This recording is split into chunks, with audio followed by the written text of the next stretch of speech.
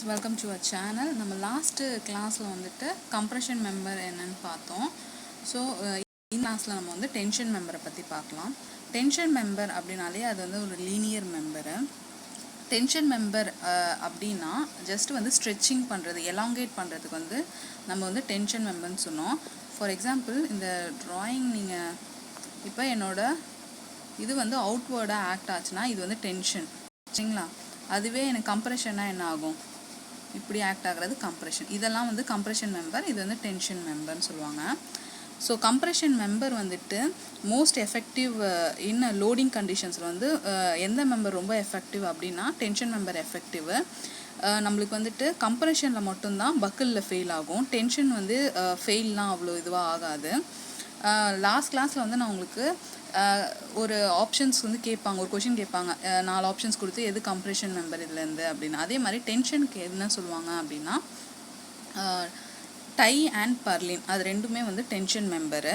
Next suspended bridge, அதெல்லாமே கூட ஒரு ரோப் இருக்குன்னு வச்சுக்கோங்களேன், அதை நீங்கள் 2 பக்கம் இழுக்கிறீங்க அப்படின்னா அது வந்து டென்ஷன் மெம்பர், சரிங்களா? இது ஒரு சின்ன எக்ஸாம்பிள். நெக்ஸ்ட்டு வந்துட்டு டென்ஷன் மெம்பருக்கு வந்துட்டு நிறைய டைப்ஸ் ஆஃப் க்ராஸ் செக்ஷன்ஸ் இருக்குது. எப்படி அப்படின்னா single angle, double angle sections, இதெல்லாம் வந்து எங்கே யூஸ் பண்ணுவாங்கன்னா ட்ரஸ்ஸில் வந்து யூஸ் பண்ணுவாங்க.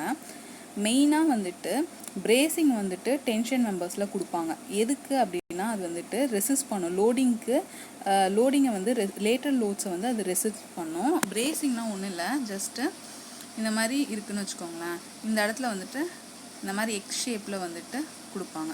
இதுதான் வந்து பிரேசிங் சொல்லுவாங்க. மெயினாக வந்து டென்ஷன் மெம்பரில் தான் பிரேசிங்ஸ் வந்து கொடுப்பாங்க, ஏன்னா லேட்டர் லோட்ஸை வந்து அது ரெசிஸ்ட் பண்ணுறதுக்கு.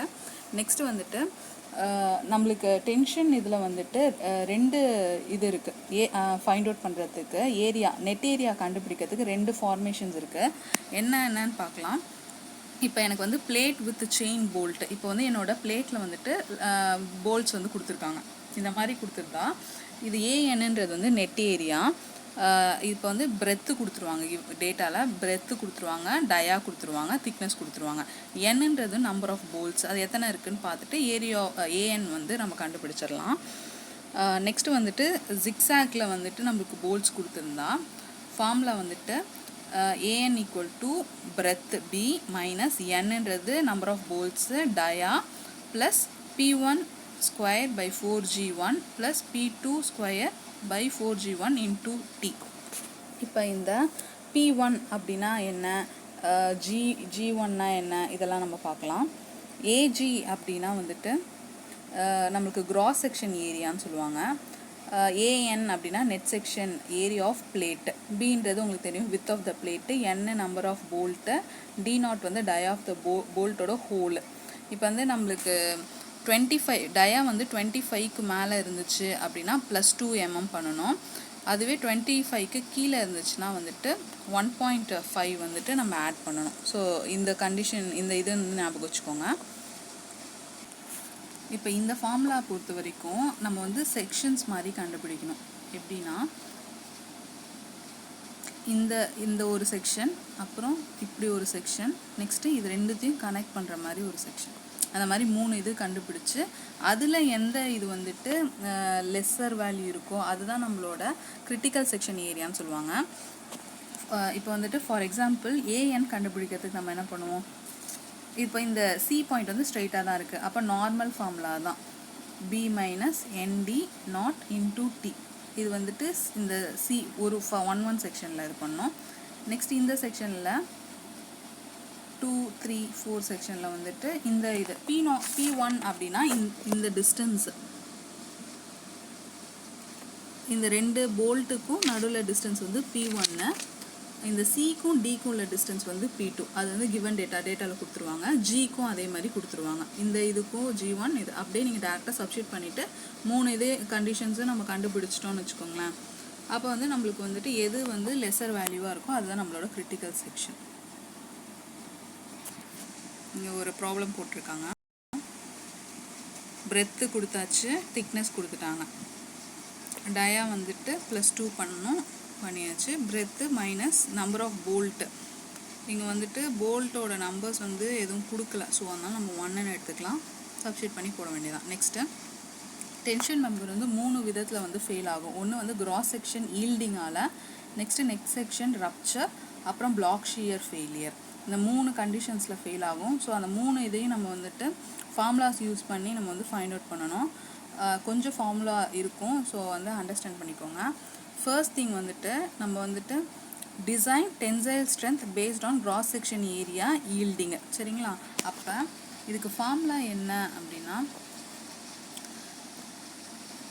AGFY into gamma M naught. அப்போ AG அப்படின்னா என்னென்னா உங்களுக்கு பிரெத்து கொடுத்துருவாங்க,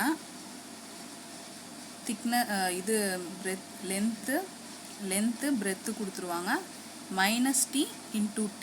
இதுதான் வந்து ஏஜியோட ஃபார்முலா, ஓகேங்களா? Length breadth minus thickness into thickness. இந்த ஏஜி வேல்யூ தெரிஞ்சிருச்சு. FY வந்துட்டு ஈல்டிங்கோடது 250, 415 அந்த மாதிரி கொடுத்துருவாங்க. காமா எம் நாட் அப்படின்னா நம்மளுக்கு பார்ஷியலி சேஃப்டி ஃபேக்டரு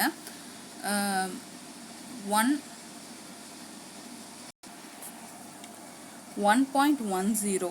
அது எப்படி அப்படின்னா பக்லிங்கில் நடக்கிறது. காமா எம் நாட்னா resisting of the member to buckling அப்படின்வாங்க, 1.10. அதுவே அல்டிமேட் ஸ்ட்ரென்த் அப்படின்னா காமா M1 அது 1.25. அதெல்லாம் கான்ஸ்டன்ட் வேல்யூ தான். ஈல்டிங்க்கு அப்படி பண்ணுற மாதிரி இருந்தாலும் 1.10 தான். ஸோ இது வந்து நம்மளுக்கு பார்ஷியல் சேஃப்டி ஃபேக்டரு. ஸோ இதில் இந்த இதை சப்ஸ்டியூட் பண்ணோன்னா நம்மளுக்கு கிராஸ் ஏரியா ஈல்டிங் வந்து TDG வந்து தெரிஞ்சிடும். கிராஸ் செக்ஷன் ஈல்டிங்கோட வேல்யூ தெரிஞ்சிடும். இப்போ சப்போஸ் வந்துட்டு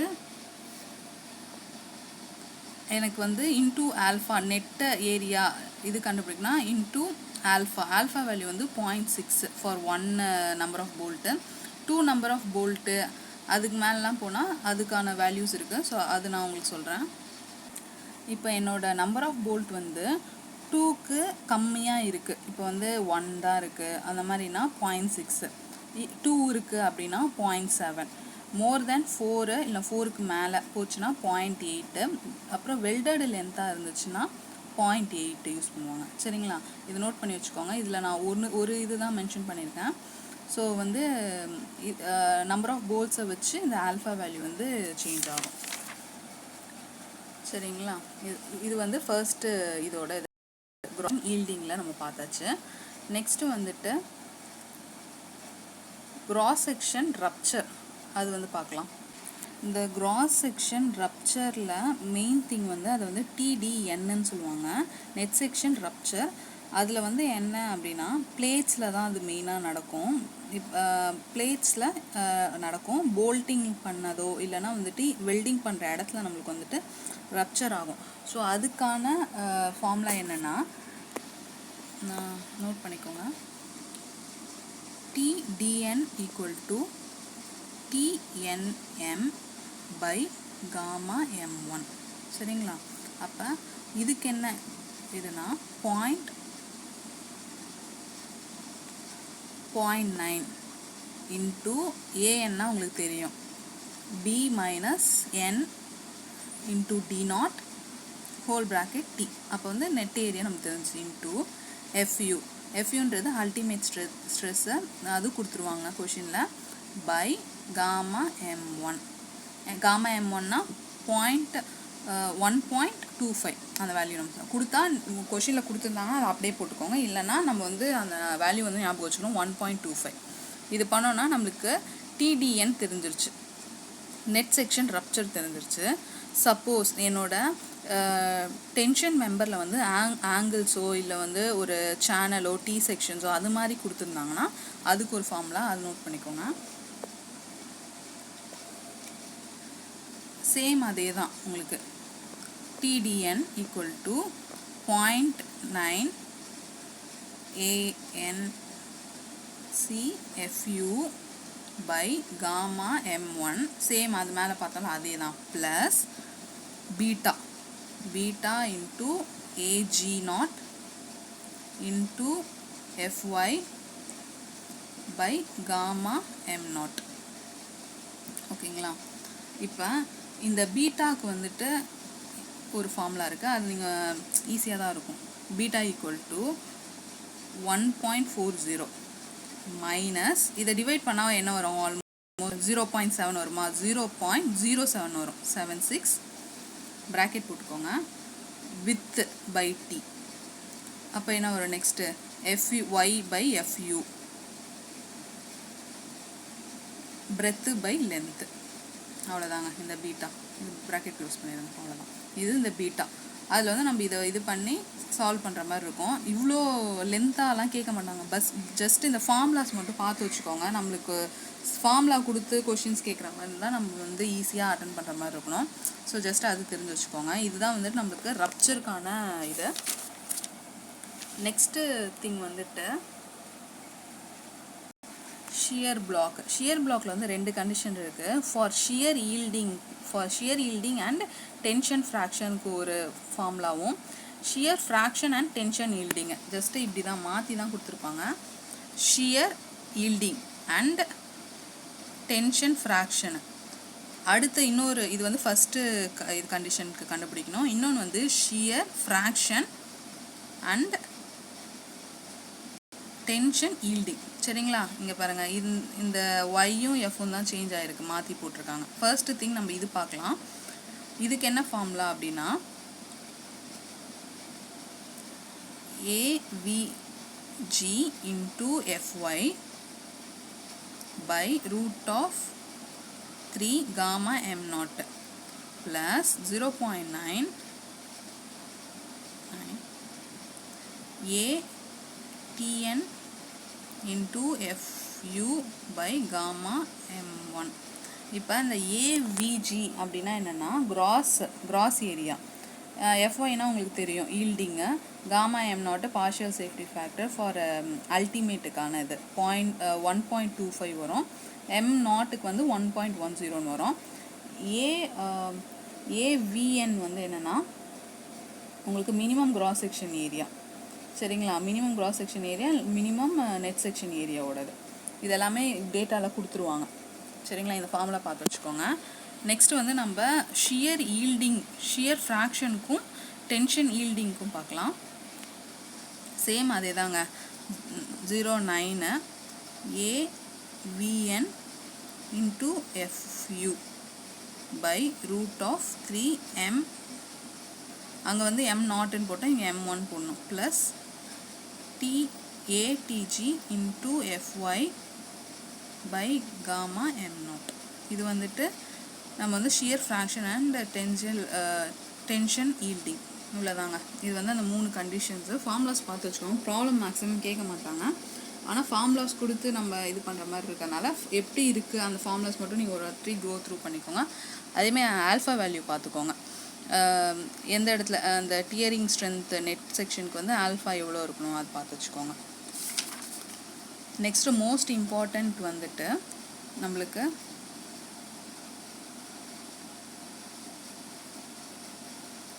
இந்த கண்டிஷன் ரொம்ப ரொம்ப இம்பார்ட்டண்ட்டு.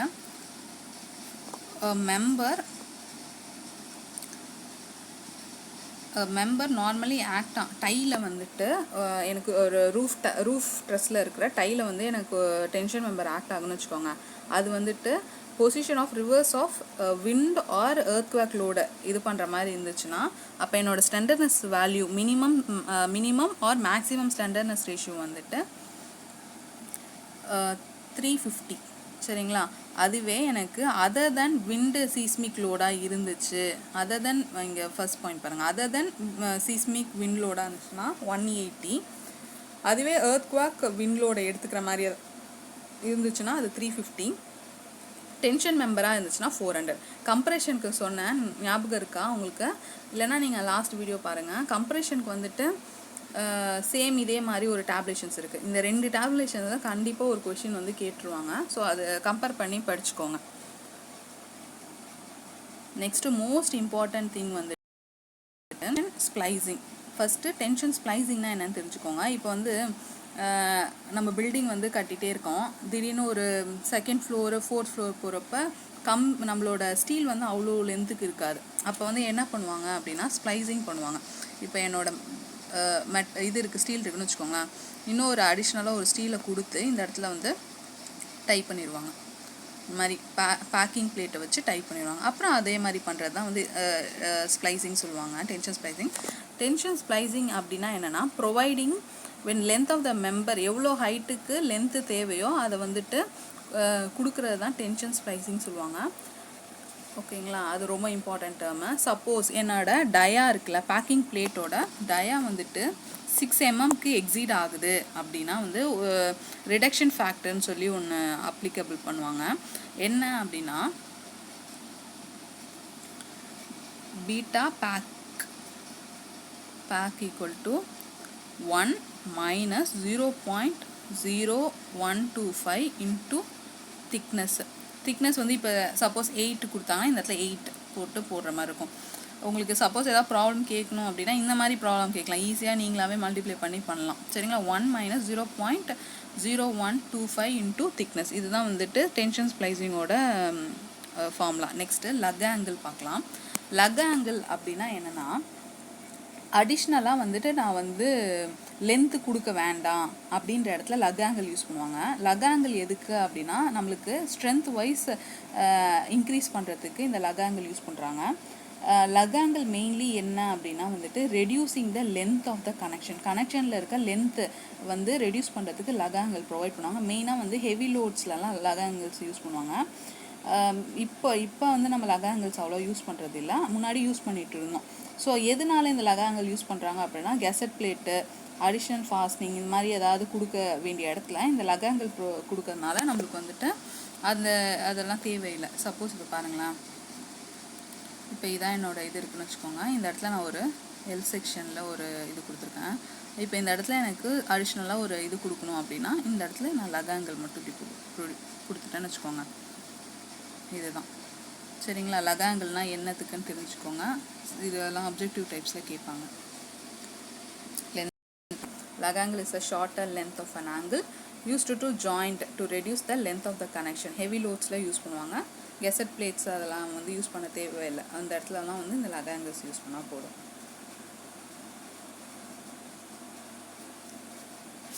நெக்ஸ்ட்டு இந்த 2 பாயிண்ட் வந்து ரொம்ப இம்பார்ட்டண்ட்டு.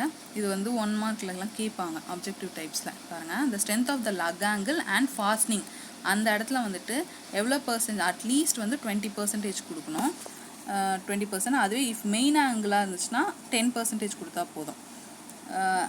லக் ஆங்கிள் அண்ட் ஃபாஸ்னிங்கிற இடத்துல ஃபாஸ்னிங் கனெக்ஷன்ஸில் லக் ஆங்கிள்ஸ் கொடுக்குற மாதிரி இருந்தால் 40% கொடுக்கணும். மெயின் ஆங்கிளில் 20 கொடுத்தா போதும். இந்த 2 இதுவும் வந்து நல்லா பார்த்துக்கோங்க. இன்னொரு இம்பார்ட்டன்ட் திங் வந்துட்டு லிமிட் ஸ்டேட்டில் 2 இது இருக்குது, ஸ்ட்ரென்த்து அப்புறம் சர்வீசபிலிட்டி. ஸோ இப்போ நான் வந்துட்டு லோடிங் கண்டிஷன்ஸை பொறுத்து, லோடிங் காம்பினேஷன்ஸை பொறுத்து பார்ஷியல் சேஃப்டி ஃபேக்டர் வந்து சேஞ்ச் ஆகும். ஸோ இது வந்து கம்பல்சரி தெரிஞ்சு வச்சுக்கணும். இப்போ எனக்கு வந்து டெட் லோடும் ப்ளஸ் லைவ் லோட் காம்பினேஷனில் இருக்குன்னு வச்சுக்கோங்க. அப்போ எனக்கு dead load, live load, wind load, அப்போ 1.5 1.5. சரிங்களா, இந்த இடத்துல இது இல்லாதனால இது வேண்டாம். நெக்ஸ்ட்டு லிமிட் ஸ்டேட்டு சர்வீசபிலிட்டியில் அதே மாதிரி டெட் லோட் லைவ் லோடுன்னு எழுதிக்கோங்க. 1 வரும். இப்போ எனக்கு காம்பினேஷனில் டெட் லோடும் live load, wind load or earthquake load வருது. ஏதாவது ஒன்று தாங்க வரும். வின் லோடு வந்துச்சுன்னா எர்த்குவேக் லோடு வராது. 1.2 1.2 1.2. இந்த இடத்துல 1.8 0.8. ஓகேங்களா. இப்போ டெட் லோடும் வின் லோடு மட்டும் இருந்துச்சுன்னா 1.5 1.5 1 1. இந்த காம்பினேஷன்ஸ் வந்து தெரிஞ்சுக்கோங்க. நெக்ஸ்ட்டு பார்ஷியல் சேஃப்டி ஃபேக்டர் வந்துட்டு நான் முன்னாடி சொன்னதான். காமா M0க்கு வந்து 1.10, அல்டிமேட் ஸ்ட்ரெஸ் காமா M1க்கு 1.25. ஓகே கைஸ், இதோட நம்மளுக்கு டென்ஷன் மெம்பரோட டாபிக் முடிஞ்சிருச்சு. இந்த டாபிக் உங்களுக்கு புரிஞ்சிருக்கும்னு நான் நினைக்கிறேன். ஃபர்தராக டாபிக்ஸ் வந்துட்டு நம்மளோட சேனலில் வரும். ஸோ அதையும் நீங்கள் வாட்ச் பண்ணி சப்ஸ்கிரைப் பண்ணுங்கள். தேங்க்யூ ஃபார் வாட்சிங் மை வீடியோ. பாய்.